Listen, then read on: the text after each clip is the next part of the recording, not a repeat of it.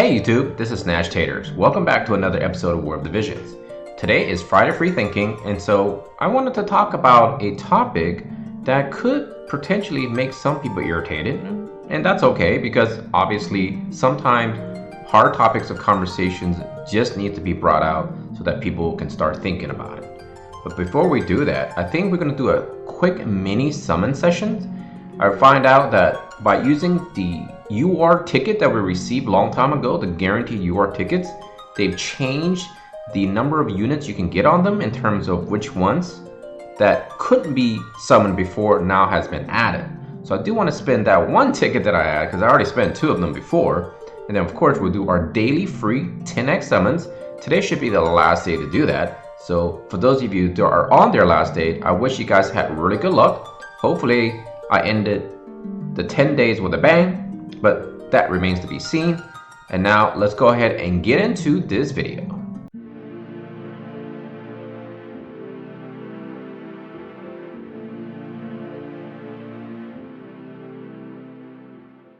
So let's do it, the 10x summons here. All right, here we go. So obviously Finir would be good. Keto Fae would be great. Other than that, I guess it doesn't matter because it looks like it's gonna be a vision card. Oh no, if this doesn't change, it's a hard skip, folks. It is a hard skip because we already talked about this yesterday. I feel like a jackass now. So again, once you're proven wrong, then you know never to hit the skip button.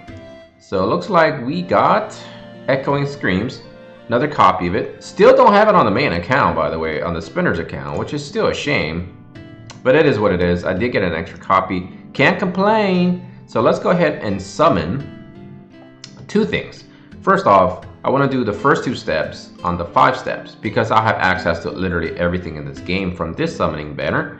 And then I'm going to go ahead and choose to use my one lonely UR guaranteed summon ticket. Okay, let's do this. Here we go. Hopefully I get more Venera. Don't judge a book by its cover. All right, here we go. Nope, looks like it's gold. But I'm not gonna skip because I just learned from my mistake. Leona's Castle, one of the best cards in the game. Mia, Beguiling Witch. Great card, by the way, for Halloween. Maybe I should do a Halloween themed combat where I only find things that has Halloween theme and fight with those units, with those cards and espers. That'd be kind of neat. All right, here we go. Moment of truth. My Guga will be different. Oh, all right. Can't complain, Galorella. She is really cool, but unfortunately, she kind of blows. And I don't mean it in other ways other than the fact that she's not good at the game. Which is fine because it still is a brand new unit, so I'm not gonna complain there. Like I said, I try not to complain too much about this game. Only when the topic of conversation calls for it, because sometimes complaining is the right reaction. Okay, step 2, here we go. Big money, big money, big money. By the way, they brought that show back. I think it's called Pressure Luck. So those of you who are from that era, oh, nope, keep it positive, Frank, here we go. So that's a great show. I still love that show. I still watch it a lot as a kid. Admires Rivalry. Flag of Wizet. Okay, I don't need to sit here and read off these. Don't you guys just hate it when people are doing these type of videos and they literally read off everything as if you don't know how to read yourself? I apologize. Here we go, moment of truth, and it's a scam. See more buds. So that pretty much was a loss of 2,500 shards.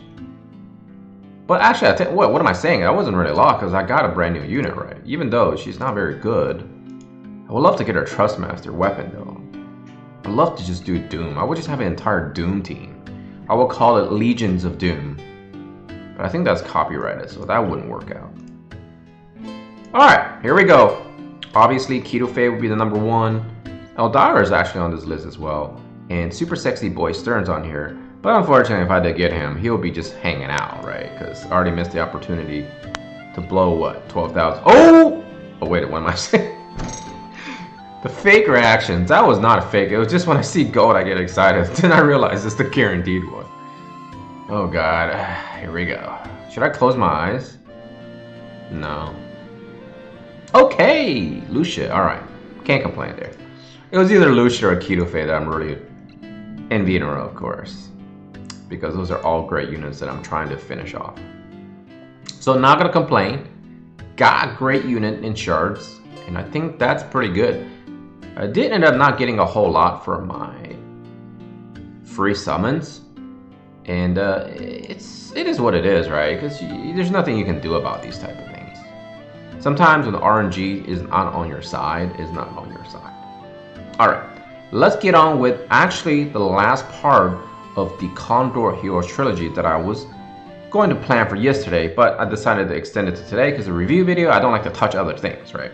So part 3 of the Condor Heroes, which is basically now the couple, the two main characters in the game, or excuse me, in the show, are falling in love, but there's some other dramas entangled with all that. But right now, the final part of it is they're supposed to go to this mountain, and there they're supposed to participate in the grand tournament.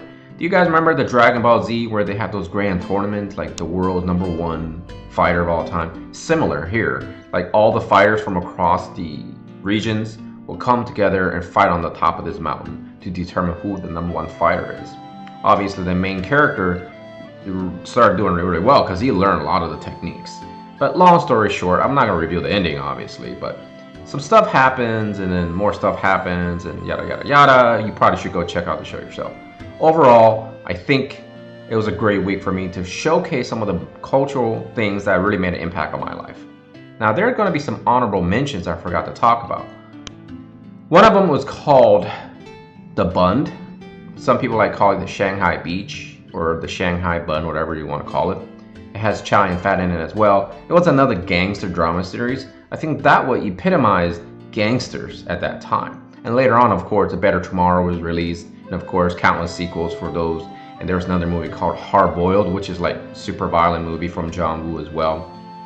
This show, The Bun, you definitely got to check it out. It's pretty much one of the iconic shows of all time in China. Another one I really want to mention was Once Upon a Time in China. That's with Jet Li, where he portrayed one of the great medicine/kung fu fighters of all time in Chinese history.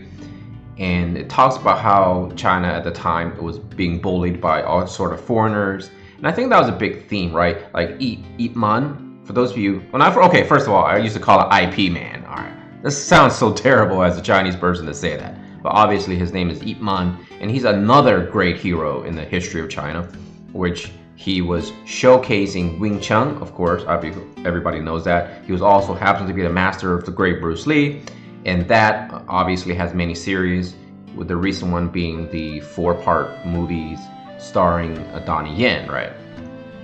And so, of course, those are some really honorable mentions. They're all great movies. I think overall, Kung Fu movies has always been something a lot of people are big fans of, like Wu-Tang Clan. I'm a huge fan of Wu-Tang Clan, the group, and they're obviously a huge fan of the Chinese culture as well. So overall, I think every culture deserves to be recognized. Unfortunately, I don't know enough about other cultures to be trying to feature those on the show. Or not my show, my channel.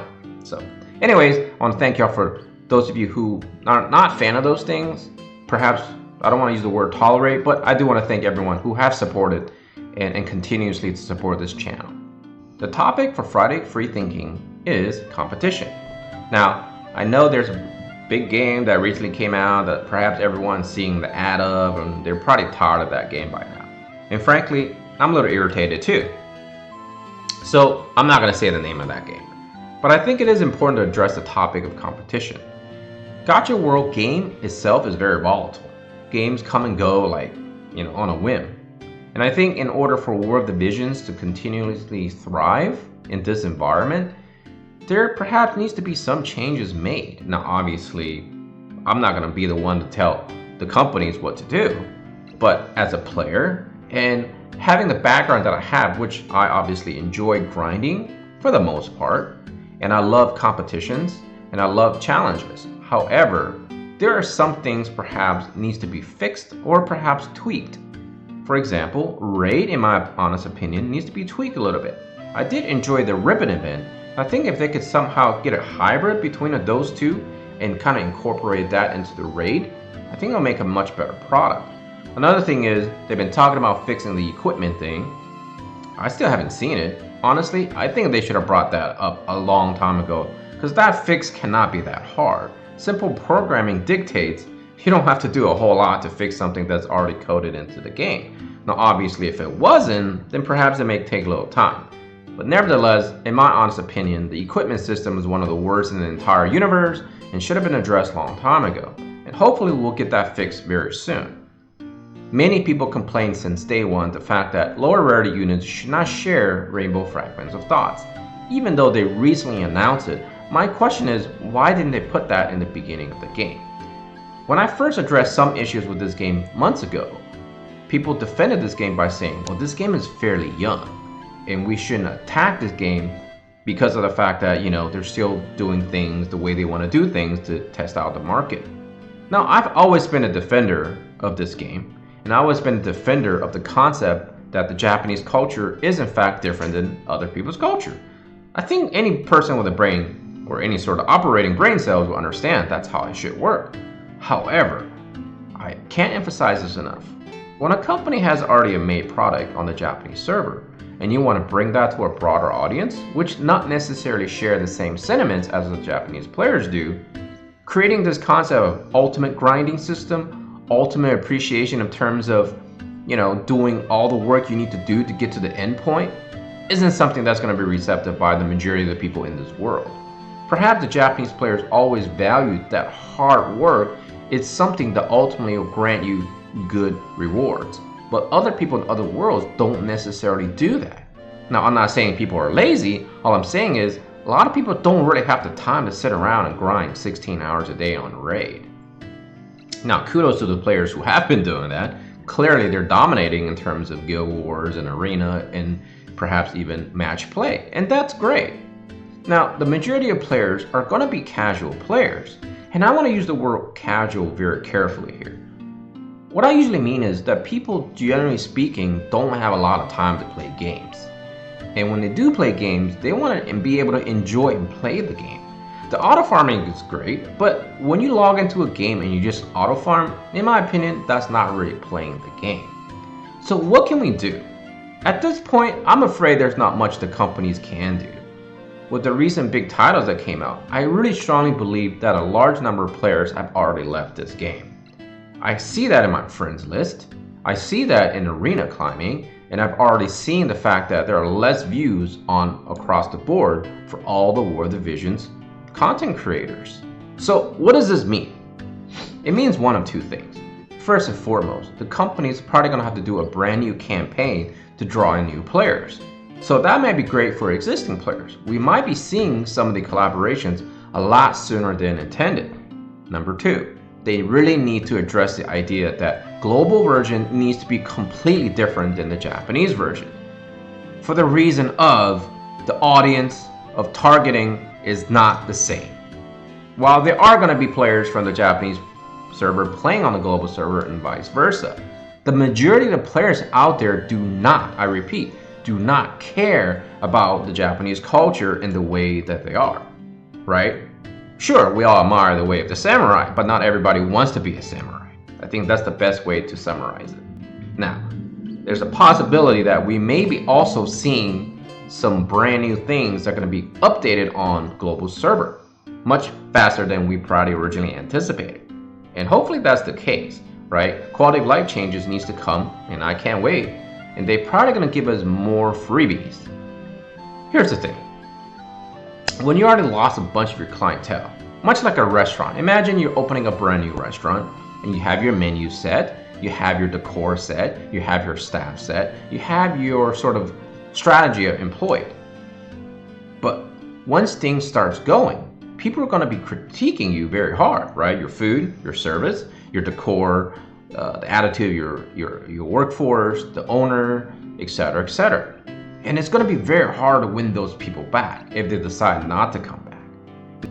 My advocacy for a change in this game is get rid of the paid gem system altogether. Instead of having the word paid visitors, simply just have visitors. The purchase prices and the purchase packages will be the same. Much like many games out there in gacha systems, getting rid of the word paid will not only make people feel better about the game, but it will make them feel less segregated. When you use the word paid, in my opinion, it gives a negative connotation.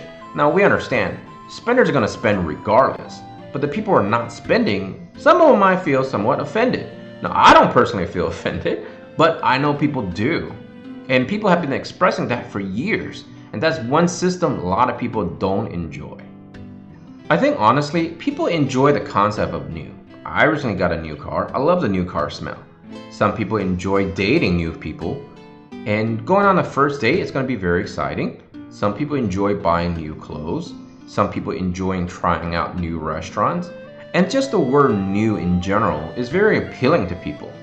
The fact that you have to start over, in that honeymoon phase, as I like to call it in the beginning of a game when you start playing it, where you're just anticipating getting new units, you want to build them up, you want to see what the new content is, that's an exciting feeling. And right now in War of Divisions, we just finished the 6-month anniversary. And frankly, I feel like I still feel fresh playing this game.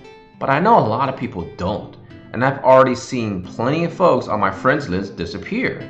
And yes, I've seen that before, but that's usually because most people have a low attention rate. And after a couple of weeks, they tend to leave. But when you hit the 6 months mark, and many of those players with high ranks and lots of good units decide to leave as well, there has to be a reason for it. And I think because the new game is something that is attracting many people from all sorts of gaming backgrounds, you can't deny the fact that is a legitimate thing. So what can we do to prevent this in the future? I don't know, to be honest. I already made my suggestions. Perhaps the viewership can actually make some suggestions of where War of Division can approach in terms of progression in the next 6 months. Because when we reach the 1-year mark, we're going to truly see exactly how many of those supposedly 6 million downloaders or 7 million downloaders are still around. Personally, I always felt like that 6-7 million was a skewed number because we all been re-rolling crazy in the beginning of the game. And every time you have to re-roll for at least iOS that I know of, you have to re-download it. So was there really that many players? Honestly, I doubt it. But if there were, most of them are not here anymore. I guess we'll see and go back and reevaluate all of these situations at the 1-year mark. With the holidays coming up, I'm expecting a lot more exciting events, a lot more exciting freebies, and hopefully that benefits everyone. Until next time, use your time wisely because that is in fact your most valuable resource. As always, take care of yourself and all your loved ones. Nashtaters and his family out. Peace out.